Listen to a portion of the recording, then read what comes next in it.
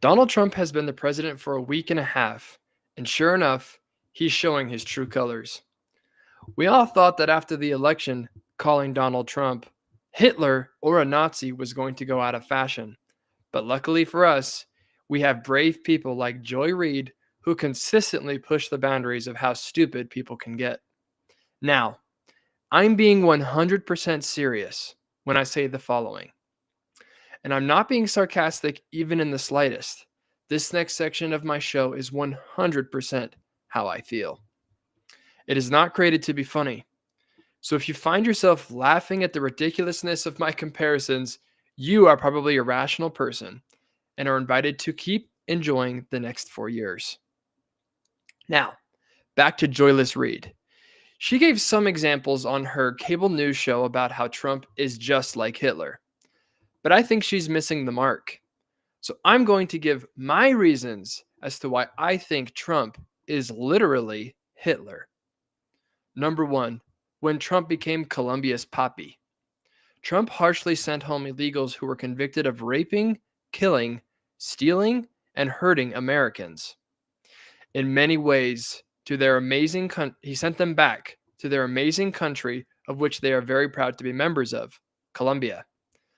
But on their way, the Colombian president decided he didn't want these criminals back in his country. But within minutes, Donald Trump, with the power of Diet Coke and his iPhone, threatened tariffs and other consequences to the Colombian government.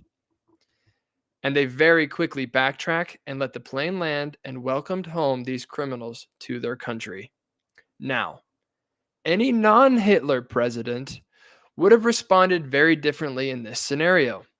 A non-Hitler president would have rolled over and told Colombia, never mind, we're going to take your criminals and we're going to keep them here and let them continue to ravage our country and our communities, and also, please send more.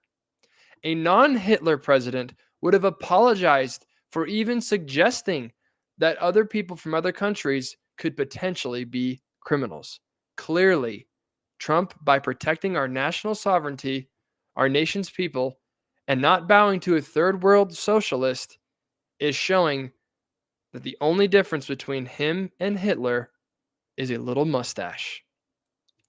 Number two, Trump pretends to be a biologist.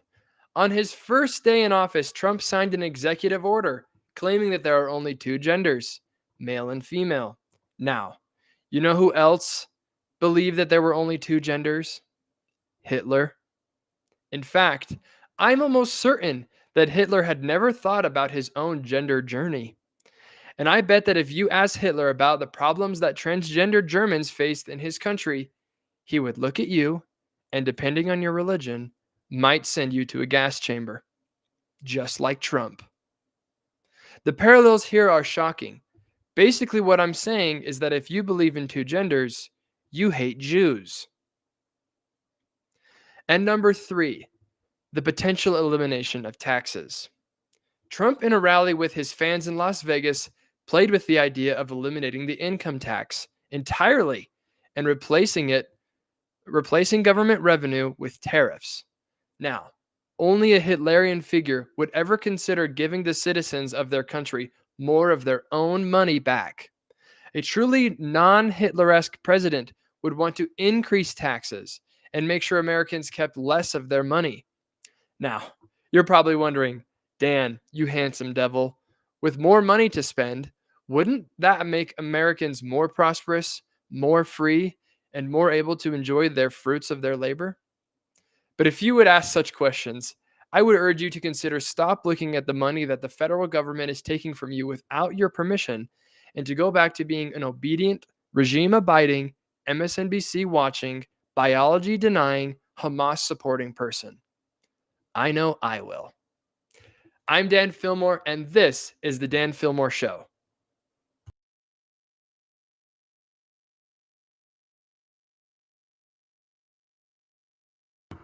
And welcome, everybody. I hope you guys enjoyed that little satire bit that I did at the beginning. I was laughing while I was making it. Had a lot of fun.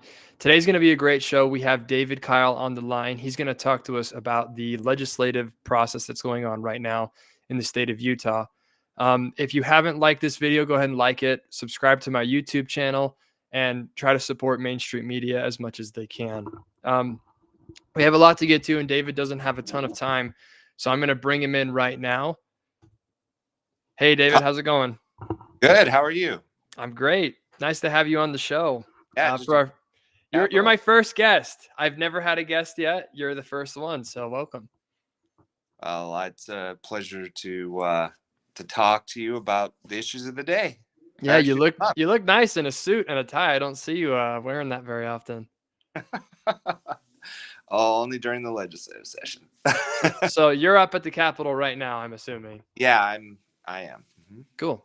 So I have a couple of questions for you. You can basically fill in what you'd want, but why are you up there? What are you looking at? And what are some key points that you think people should know? So there's been a lot of news about a union busting bill. It really isn't a union busting bill. It actually gives more options for unions to participate. You may have seen it in the news. It is, let me get the number because there's so many bills up here. Quite the deal. So the news would have you believe it bans collective bargaining for public unions, but actually the bill that is aimed at all unions is to create a fair playing field, because right now certain unions get to use public facilities for free, and what it says is if you want to use a public facility, you've got to pay for it, just like any other group that wants to um, use public facilities, right? Any other private group, because your unions are no different than any other public group. So it's HB 267. It passed the House 42 to 32. And not only does it say that they have to be, use of public facilities, they have to be treated fairly, but it also says that the teachers can have more than one union. So, for instance, if you wanted to have a conservative union for teachers to join, will have equal access and equal opportunity, and that actually could be a good thing for a lot of teachers that are conservative, and that the Utah school and I'm trying to think of the name of the group that handles this UEA. It's the UEA. So teachers that want a different option besides the UEA, which, if you know anything about the UEA, they're far left. They're anti-choice. They're in education. It's funny because they're far left. They want bodily autonomy, but not education autonomy. It's a weird dichotomy with liberals, right? Right. So, but basically says that they can meet and they can bargain, but also other groups can meet and bargain as well. So to me, it's a good bill, but of course, it's a heavy issue. A lot of teachers are taking it personally, like it's a personal attack on them and the profession. But that unfortunately happens a lot because the other side stokes the fires of fear. So. Sure. So basically what it is, from what you're explaining, is it's basically just like union choice. So like that way, if someone works at an elementary school, they're not forced to go with the UEA. They can join a different union. Is that what you're saying? Yeah. It gives the ability to have a choice in unions. There's a lot of news reports to say that it prohibits collective bargaining in the public sector. That's not true. It does not ban it. It opens it up. And they can still meet in the school facilities. They just have to pay for it like everybody else. So Interesting. So I don't is like common sense. I see it as sense, right? You get a choice in where you're going. So do teachers have to be in unions, or are they forced to do that by Utah law? So they don't have to be in unions. There's no forcing. Hang on one second. Okay. So there's no requirement. But as we heard in the committee hearing just a few days ago, when somebody becomes a teacher, they're offered insurance plans through the union and insurance plans, you know. Really? Yes, and if you get insured through the union, you get insured right away, like instant insurance coverage. If you don't, then you have to wait 90 days. Really? Yes, so that is one instance where like the union, like they use that pressure to get people Right. to 'Cause join. yeah, it's And like join now, you get your insurance right now instead of waiting 90 yeah, days. somebody that needs insurance, you're going to be like, oh yeah, sign on the dotted line. Now the advantage Sure. is, and I've heard a few teachers, is that they sign on the dotted line, and then after 90 days or 2 or 3 months, they sign off. They Sure. There's some leave. ways to kind of game the system, but the Yeah, unions offer benefits that the schools themselves aren't offering yeah, quickly. and there's also some other benefits to the union in terms of like, if you join the union, you don't your union dues pays for your insurance, your professional insurance. If you don't, you've got to get your own insurance. And so if you can imagine a teacher, they're going to be like, why do I want to go through the hassle of getting my own insurance and then paying it every month when I can just sign up for the union and they pay for it and they'll defend me if I need a lawyer. Mhm. So, Interesting. Well, I have no problem thinking that it was a union busting bill because I think that the public school union is a blight on the state and on the country. well, the They problem, are they're not operating in good faith. At least they aren't. Well, I know yes. they're operating in good faith around across the nation, but in Utah with legislators, they say one thing and then they do another, and the legislators are trying, Yep. really trying teachers and really trying to help schools and children. And every time they do, they just go on the attack and they just say it's not good enough. It's never good enough. And Yeah. if you, it's like a dysfunctional relationship. I mean, if nothing is ever good enough, then yeah, it's just bad. And they always, Yeah. I and they always want more money, but that pie is only so big. Well, yeah. The problem is that they offer these amazing benefits. People, it's hard for people to refuse them because they're so good. But then they take the money that they would have from the public sector and then they fund left-wing causes or Democrats. They then get elected from that money that they use and then they keep the union going. It's this cycle that is horrible and it's reinforcing, and it's like the union shouldn't be as powerful as it is, but it clearly is. And so it sounds like this is at least one step in that direction to make the union a little less powerful so that way people can have some options, and hopefully eventually we can take it to the next step, right, where we can just get rid of unions entirely for public Well, sector jobs. in the committee hearing, they actually showed, and you should watch the committee hearing because it's actually really good. Where the presenter and the sponsor of the bill, it's Representative Jordan Tusher, where states that don't have public unions for teachers actually get more money. Yeah. Like they're paid more money in states where they don't have unions. So, Imagine that, when you actually the money goes directly to the teacher instead of this massive organization that doesn't have your best interests in mind, you well, actually make more money.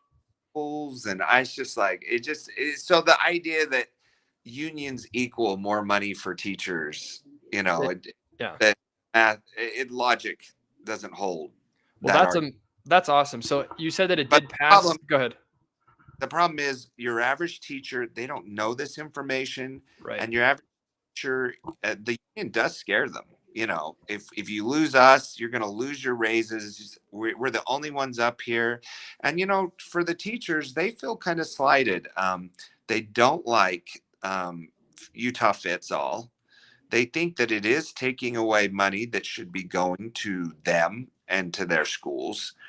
Um, and so they feel like the legislature is always attacking them. Mhm. And I mean, the legislature, when they passed Utah Fits All, they also gave the teachers an incredible raise, like a huge raise. And they put record amounts of investment into public education. But they still say that money should not go to Fits All. It should all go to them. Mm. So Yeah, I don't like them personally. I would love to see the union crash and burn, metaphorically, of course. But I I, have friends on the other side. yeah, I have a friend whose mom is a teacher, and she was basically forced to go into the union and she found out that the union was pushing LGBTQ stuff all over the place. Oh yeah, And they are she's all. very religious, as are lots of people in Utah, and she didn't want that to be paid for. But the so it's like you join the union because they offer such good things, but then the union turn and uses your money to fund things that you don't agree with, and there's no options. So it sounds like the bill that's going through is giving those options. And so you said it passed the House, so now it's going to be going to the Senate. Yeah, it is headed to the Senate. It'll have a Senate hearing, and then after it has the Senate hearing, it'll go to the full Senate. Cool. And do you think that there's going to be support for it? I think there's support for it. I think where it might get hung up actually um, is at the governor's desk. There's a real possibility it gets vetoed. Yeah, we love Cox, huh? You know what? Cox has actually been he's proposed some good legislation this year, and so we'll see how the record goes. Okay. And he did some last year, so I just can't get over the fact that he introduced himself with his pronouns. That to me is just disqualifying. As soon as somebody uses their pronouns in a non-ironic way, you just shouldn't be in office as a Republican. Like, yeah, what are you standing up for if you're not standing up for reality, for the yeah. reality that there's two genders? Well, and the reality of a bill is it needs all three houses Yeah. or branches of government to sign off on it. Yeah. So, So we're gonna work on that one, I guess. Hopefully, we can get Cox on our side for this one. well, And he signed the school choice legislation 2 years ago. He signed last year. He signed some changes, some good changes. He's been in, I mean, they've been negotiated with him, Hmm. uh, but so far so good in terms of like school reforms on from the governor's side. So Cool. So what you're saying is he's like a good sandwich, but every once in a while you bite into it and it's got a big piece of hair in it. So sometimes we disagree with the governor, and that's okay. that's a nice way of putting it, David. You're more diplomatic than I am, perhaps. So you've got that bill going through. What other things are happening on the Hill that we need to know about? Well, some exciting things if you like clean energy. That we're moving ahead with nuclear power in Utah, and that's controversial for some people. That's amazing. So nuclear power, and that's the governor, Okay. governor, Okay. and that. Oh Okay. Taking a yeah, lot of bites, no hair yet. no, it's no bad, no, yeah.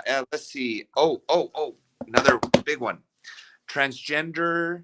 The House passed a bill limiting transgender access to college dorm rooms. I was actually in the House committee hearing for that, and that was Okay. super. It's a great bill. It we were able to improve it. We added modified it just a little bit, but it soared through committee. Party Hmm. line, of course, all the Republicans voted for it. Head to the House vote. It was a 59-13 vote. So Wow. That's yeah, great. well, soon that problem we had with Utah State and problem with, I guess, a transgender. Did you hear about that, Daniel? No, no. So there was a transgender student who was sharing a room with someone that was not comfortable. Hmm. Yeah. She said, thank heavens, and the university said, too bad. And Hmm. so the Speaker of the House got involved. Actually, it got to the Speaker of the House, the news of it, and he said, this is not happening in the state of Utah. So lots of phone calls were made, and let's just say things were changed really fast. Make sure it doesn't happen again. That's There's great. and it should pass through the Senate without a problem. I think everybody, for 5 years we were pushing for anti-castration of children. I know that's weird. It took 5 years, but it took 5 years for us to get the political will here. And we were one of the first states, to pass it and to pass one that was that held up muster in the courts, and that was with Senator Kennedy, now Congressman Kennedy, and it was a great bill, fantastic bill, and we got the support, passed it, the governor signed it. We're now protecting kids from transgender hormones and surgeries in the state. So Awesome. It is very interesting that it's taken so long, but it's like breaking down a dam. Once you hit that right spot and the dam breaks, it just all It comes just out. Yeah. goes. You know what? The thing with that bill, um, is that it was like pounding your head into a brick wall year after year, because the first problem was people didn't believe it was happening. Right. Exactly. Then the second problem was getting past the LGBTQ active, and They was are everywhere. Center and Quality Utah and the Mama Dragons group, and I mean it was something else. I mean, and Senator Kennedy had, when it passed, like shortly after, they wrote, like, spray painted his garage door with horrible words. And so, their retribution, even during the campaign, you know they were taking his sign down. I mean, it was pretty horrible. Yeah. But that again shows that it's a loud minority, because you look at polls all across the country and across the state and nobody supports this crap. It's just crap. No one believes it. We're all just too scared to talk about it. So you're watching and listening here live on KMMU, Main Street Media Utah. You can find us on Rumble, YouTube, X, and our website is kmmu.org, kmmu.org. Thank you so much for listening. You can call and talk to me live with this phone number right here, 385-899-2134. That's again 385-899-2134. We're here with David Kyle. So, And I'm with the Utah Eagle. Utah Eagle Forum. We got to get that set up too. Utah Eagle Forum. Go visit them as well. And I know Gail is up on the Hill, and she said she needs volunteers to go up to the Capitol to help with that kind of stuff. So if you're Huge. interested in politics, conservative causes, we need you up at the Capitol as much as we can get you. There's a lot to learn. So it's a great learning experience to learn the process and how things work and to influence legislation for the better. Awesome. So David, how much time do you have left with us? That's a great question. We can keep going here for how long? What do you have? I'd be happy to keep you as long as you're willing. So we'll keep chugging along. So far, so good. So what other bills have you been looking at?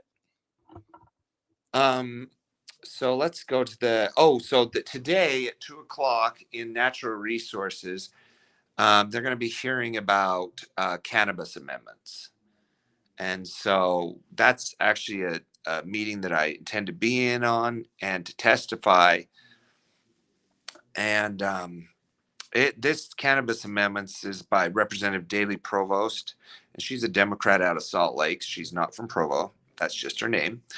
And it expands the number of cannabis dispensaries and grow facilities and advertising, and basically moves us to more towards recreational marijuana. So we'll be in there testifying that bill, showing the harms of marijuana, because they call it cannabis. That's a pretty way of saying marijuana. Yep. But we're going to be testifying about the harms of marijuana and how addictive it is, because it is addictive. It's not as addictive as nicotine, but it is more addictive than alcohol, and how it influences, and how its presence in the state actually affects kids, Yeah.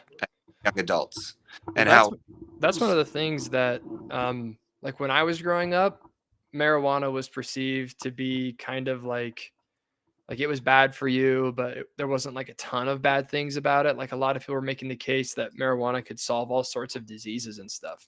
But ever since it's been legalized in Colorado and other states, they've actually been able to follow people as they use it, and it's one of the largest contributing factors to schizophrenia.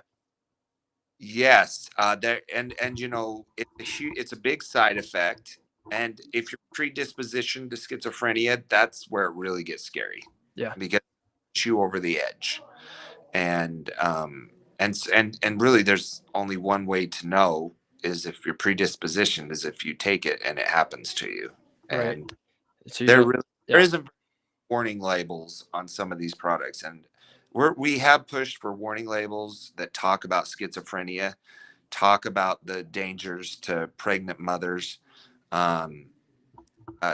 It's huge. And, you know, believe it or not, there's been a lot of these dispensaries that have recommended medication. In fact, there was a study that had pregnant mothers go in to just see, you know, if they could get it and if it would be recommended to them. And 70% of pregnant moms who went into a dispensary, they were recommended marijuana, In THC, Utah? in Utah. Yeah. Wow. So yeah, it's really a business, and it really, you know, there are some medical uses for marijuana, but the problem is, in order to be medicine, it needs to be properly dosed. And you know, right now you just get a card, you walk into a facility Yeah. met with all sorts of products, lots of products, and there's no way to know dosing. People don't know that these products, most of them, are 30%, or actually, the majority of products are 50 to 90% THC. And that is Wow. way more than you need Oh for any yeah. kind of Oh conditioning, yeah. including pain, which there is a debate on whether it's even effective for pain. But you know, that, I mean, you get a person on 30% THC even off the bat, that's gonna, I mean, you know, they're Yeah. good night, Harry. Yeah. And what this sounds like is that it's again, it's like a foot in the door, right? Where we've already kind of let it in. And so we have the places that are giving it out willy-nilly, and you don't really need to even Well, you have to have show a medical anything. card. You have to be seen by a doctor, but anybody can go into the doctor and say they have pain. Yeah, exactly. And You know, so more I've asked. dispensaries, more this, more that. I mean, it's like anybody who thinks that a slippery slope fallacy doesn't exist is crazy, because it totally does. The way that you get things done is by one step at a time. And so I'm glad you're up there, and I'm glad you're testifying against it, because obviously I'm all for helping people feel, better about what they have. And if marijuana really has those properties, that's good. But it seems like a shoe in the door. And I'm sure you've been to Colorado or Washington. I mean, you walk around these cities and it's just, there's zombies everywhere. The whole city smells like pot. It doesn't, I don't know. I don't want Utah to end up like that at all. And if people want to go smoke weed, move. Okay. We're not Well, doing it here. there's Colorado, and it's a disaster in Colorado. And then you've got Oregon. It's a disaster there. In fact, they're rolling their liberalization laws back. Right. They've realized that these kind of liberal programs, and liberalizing Schedule One drugs is a big mistake. And so Huge. they're it back. They're trying to dial it back, but it's still meeting headwinds, even though the public is realizing the consequences. Do you want to discuss one more bill before we go? Yeah. Let's do one more. Okay, so we've got SB 155 by Senator Todd Weiler. Weiler. We love Weiler. This is a very, very controversial bill. And I bring it up because it's so controversial. You can have fun with this one. Now, I talked with Senator Weiler. I've had several discussions with him, and he's a pretty level headed guy. But he has kind of a different worldview on certain issues. And this is a bill that he's bringing forth because he's received apparently a lot of communications from constituents, who somehow managed to get put on the sex offender list. And if you get put on there, you don't get on. Right. There's no valve to, get removed. So he's trying to create a valve for removal. Now, the bill in its current form, if it passes, will probably be stripped. I mean, it's received a ton of pushback, but what's your thoughts on that, Daniel? That's interesting. I mean, being mislabeled a sexual predator is, how often does that happen? I mean, you have to have done something pretty bad to be labeled a sexual predator. Well, it could actually be, I think it can be simple as exposing yourself in public. Hmm. And I assume that there's a potential of like young teenage adults doing stupid things and getting on that list. Hmm. Yeah. So, but that's a bill that everyone should read and understand before commenting on. So Yeah. I think Well, there's a lot of knee-jerk reaction. And while I mean I understand the knee-jerk reaction, at the same time, like I always advise people to read them and consider and even talk with the sponsor of the bill before making a judgment. Right. Yeah. And I mean, like you said, 18 or 19-year-old kid Does just, something. I don't know, pees in the woods and someone I, turns the corner and sees him, it's like you're a sexual predator. It's like, oh, I just had to go to the bathroom, like, I don't think you get on the list for that, but okay. there are like so. I mean, if you do something in your early 20s or something, should he's trying to ask the question, should that follow you for the rest of your life? Interesting. Huh. So When is that going to be in committee? that's a great question. I don't know yet. You have pretty much have 24 hours notice before it goes to committee. Oh, I see. Well, So that'll be an interesting one to follow because I mean, no one would want to be labeled as a sexual predator for something that was inane well, and small, right? imagine like an elected official, an elected official being labeled as pro, you know, Sexual predator, right? predator, yeah, and not Yeah. protect There's beauty. there's yeah, there's definitely empathy for Senator Weiler on this one. Clearly, he's not trying to do that by any means. I mean, there's clearly a good argument um, for it, right? Well, But we'll see how conservatives, it goes. conservatives are really coming down on him hard, and so we'll see where the bill ends up. Okay. Well, David, thank you so much for joining us. We really appreciate it. And good luck up there. And if anybody wants to go up and volunteer in the Capitol, they need you guys up there badly if you care about conservative causes. We do go to utaheagleforum.org. That's utaheagleforum.org, and there's a volunteer form. And also, if you have young kids or you have teenagers, we do have interns as well, and they learn a lot when they're up here. Cool. Well, thank you so much, David, for your time. We'll be talking shortly. Thank you, Daniel. Okay. Enjoy the Thanks, rest David. of the show. Thanks, man. Bye. Bye. Okay, sounds like a crazy time up at the Capitol. Like I mentioned before, you are listening to KMMU. If you want to find us, you can find us on kmmu.org, X, YouTube, Rumble. And you can call in right now, 385-899-2134. And you can talk to us about whatever you want to talk about. And I'd love to hear from you. So if we don't get any callers, we are just going to move right on ahead. This week in the news has been pretty awesome. Trump's been crushing it left, right, and center.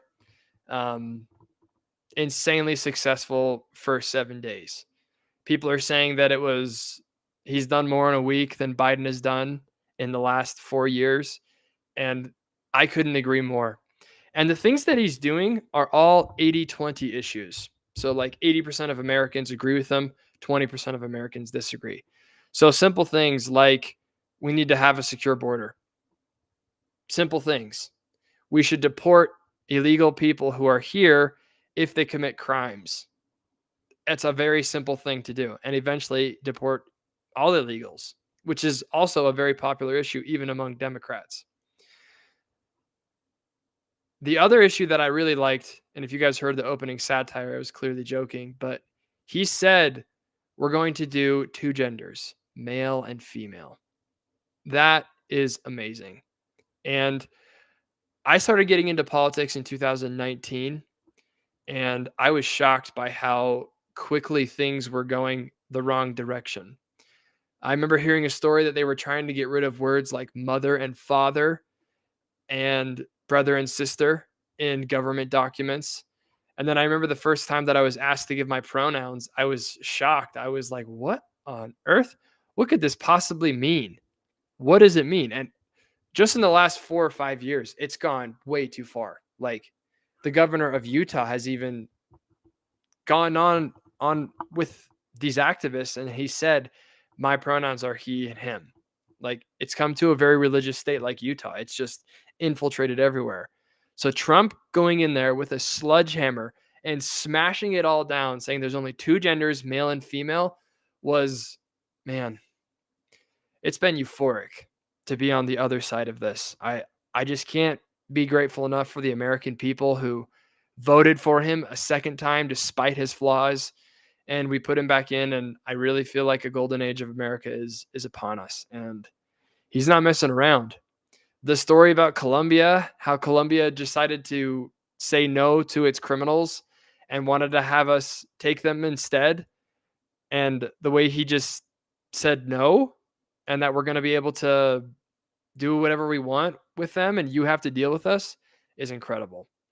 And it's not like America isn't the strongest country in the world. Like, it's not like we can't do what we want. It's not like we have to capitulate to what other countries want us to do. They have to capitulate to us. We are the ones with the guns. We're the biggest kid on the playground. And I'm glad that Trump is there and he's fighting for us and he's doing what he promised he'd do. So I'm unbelievably excited for it. And it looks like, I don't know if this is a live call-in that we're going to see. Is this a live call-in? Doesn't look like it. Okay. Can you hear me? Yeah, I can hear you. We have a live call-in? Okay. No, I just clicked the wrong button. Oh, okay. Mr. Techweenie. This is Dwayne, the tech guy. This is our first show, so we're working out the kinks. Okay, Dave. You'll let me know if someone calls, though, yeah? I will. I've got the call screening is up, and please give us a call. Your lonely call screener is waiting. I'm here. Okay, awesome. We're gonna go ahead and jump over to YouTube, and I'm gonna show you guys some videos that I was watching this week with JD Vance, and how JD Vance is. It's like he was literally built to destroy the woke media. The way that he interacts with these people, the way that he talks to them is just incredible. Let me pull it up really quick.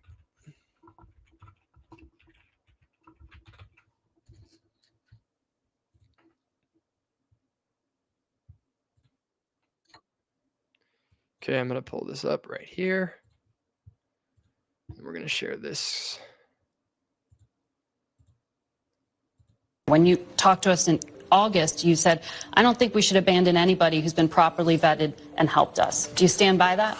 Well, Margaret, I don't agree that all these immigrants or all these refugees have been properly vetted. In fact, we know that there are cases of people who allegedly were properly vetted and then were literally planning terrorist attacks on our country. That happened during the campaign, if you may remember. So clearly not all of these foreign nationals but there are have been properly 30,000 vetted. people in the pipeline, Afghan refugees. But my primary Do you stand by concern it? as the vice president, Margaret, is to look after the American people. And now that we know that we have vetting problems with a lot of these refugee programs, we absolutely cannot unleash thousands of unvetted people into our country. These people it's are not vetted. good. These people are vetted. Just like the guy who planned a terrorist attack in Oklahoma a few months ago, he was allegedly properly vetted, and many people in the media and the Democratic Party said that he was properly vetted. Clearly he wasn't. I don't want my children to share a neighborhood with people who are not properly vetted, and because I don't want it for my kids, I'm not going to force any other American citizens' kids to do that either. Oh, this man, if he had a superpower, it would be to interact with morons in the news. That is his superpower. That is what God gave him. That is exactly what we need too. It's very interesting to see the dynamic between Trump and Vance has a huge political career ahead of him. The way that he deals with them is so perfect. I've always said that if you're debating with somebody who clearly doesn't want to have their mind changed, they just want an agenda pushed, which clearly she did, don't take anything they say seriously. Dismiss it out of hand. This woman, she's just talking. And he's just like, frankly, I don't care. I don't care what you think. I don't care. Because these people, we don't know who they are. The vetting system doesn't work. And I don't want them in my neighborhood. So I would never put them in America's neighborhood. It's amazing. And it's interesting because, like I mentioned, I got into politics in 2019. When I would watch Republicans talk about issues like immigration or transgender rights, that kind of stuff, when they get into those kind of dicey arguments, they would be so conciliatory. Like they would say, well, we love all people and we're just so grateful that they're here and we just want to, trim off the edges. We just don't want to be extreme. They were going for this really compassionate conservatism, the really nice guy kind of approach. And look where that got us. Absolutely nowhere. It got us nowhere. Everybody was trying to say that, like, you're a racist, you're a this, you're a that, and we would take them seriously when we didn't realize that they themselves had those opinions and they weren't going to change them. So I love how JD Vance is just like, I don't care. I don't care what you think about me. I really don't. These are the rules. This is what America invited us to do. They elected us to do this, and he just doesn't care. It's great. I love to see it. And it's not like he's mean about it either. He's just calmly says, I don't really care. It's incredible. And the fact that the media called this man weird just shows again how twisted and unrealistic these people are. They're not real people. So what's funny too is that this woman who interviewed him was the same woman who did the vice presidential debates and was trying to constantly cut him off. When they talked about the CBP-1 app, the app that illegals could use to get into the country, and they could just file their asylum claim and they could just move right on in. When he was talking about that, they tried to cut off his mic and he didn't let it happen. He's a polite man, but man, does he fight. He fights and he doesn't give up when people push him. And I love to see it. And I'm glad that Republicans finally have grown a spine. It's amazing to see. And yeah, I can't be happier with JD Vance. He's incredible. So if you like what you hear, make sure you like the video, subscribe to my YouTube, find us on kmmu.org. And if you want to call and talk, the number is 385-899-2134. That's 385-899-2134. It's my first episode and it's going good. We're having some fun. And then the last thing that I want to comment on is Trump's potential elimination of taxes. He, in one of his rallies, he said it kind of like in passing, but he said he wants to eliminate the income tax potentially. So we're going to look that video up. I should have had these videos ready to go. We'll do that next time. Yeah, so while he was in Las Vegas, we're going to pull this video up, try to find the clip for it.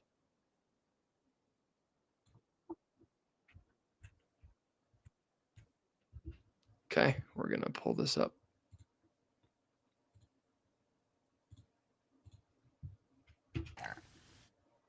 You know, the United States in 1870 to 1913, all tariffs, and that was the richest period in the history of the United States. The income tax came in 1913. As I said in my speech last week, instead of taxing our citizens to enrich foreign nations, we should be tariffing and taxing foreign nations to enrich our citizens. The president says. So he started with no tax on tips, and now he's saying no tax, period. And I didn't know this, but I guess it makes sense that at one point we didn't even have income tax until like the 1910s. That's when it was introduced. And the entire point of the Revolutionary War was a tax on tea.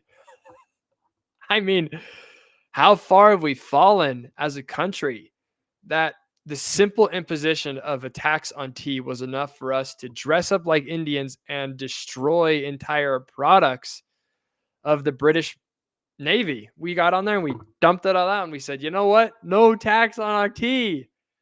But today, I mean, the income tax is just absurd. And it would be one thing to say the income tax is great if our money was spent correctly, but it isn't. It's not spent correctly. A report just came out saying that we sent $50 million to Palestine for condoms. Condoms in Palestine. I mean, it's like, how is this even possible? $50 million. That's a lot of dough. I don't have $50 million. Just the idea that we would spend all of our income tax on things that are useless. And again, lots of things aren't useless. You can make the case that taxes are necessary. Totally get it. But I'm just annoyed that we pay so much for so little. And it's unreal. It's unreal. So Trump's position, trying to push us towards tariffs and not taxes, is one that I'm 100% behind. Even if we can lower taxes just a little bit, I think it's a great idea. I think it's an incredible, incredible thing. And like you said, we're going to tax other nations to enrich our citizens so that our citizens can get rich instead of taxing our citizens to make other countries rich. Because with all the foreign aid that we send to other people, that's America's money. That's America's. If it was switched, if it was reversed, it would be awesome.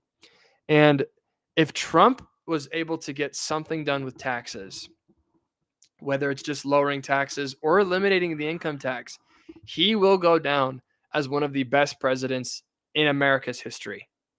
Period. End of story. Because everybody hates taxes, left, right, and center. We all hate our taxes. We do. The left will say, well, you can tax the rich. But a lot of those lefties who are super rich, they don't want to pay the taxes either. They don't want to do it. So why not just get rid of it and make tariffs? If we can start to implement something that looks like this, it will change the country forever. And this will become a political issue. And if you don't have a position on the income tax in the next presidential election, you might be toast. He's bringing up this issue that's never been brought up. And it's the issue that almost all Americans could agree on, to get rid of taxes or to at least lower them. So, yeah, let me know what you think about that. I think it would be a terrific idea. How feasible is it? I don't know. But that's another thing that I love about Trump is that he shoots for these incredible pie in the sky ideas to try and see. I mean, he's throwing his lasso up at the moon. Maybe one day he'll grab it. Taking over Greenland, taking back the Panama Canal, getting rid of income tax. These things that are really far-fetched, maybe he'll get one done. And if not, we can at least push the direction that we want to go. So I'm super excited. If we could get rid of income tax, man, he will be one of the best presidents ever. I would say it'd go George Washington, Abraham Lincoln, and then Trump. And I genuinely mean that. Getting rid of the British, getting rid of slavery, and getting rid of income tax. I mean, those are massive accomplishments. And I would say Reagan is under him. Reagan would legitimately be under him for the American people. He would come fourth. He really would.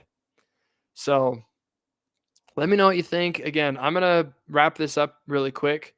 But if somebody wants to call in really fast, the number is 385-899-2134. Again, 385-899-2134. And if we don't have anybody calling in the next little bit, I'll just hang up the show. It was a good little first show.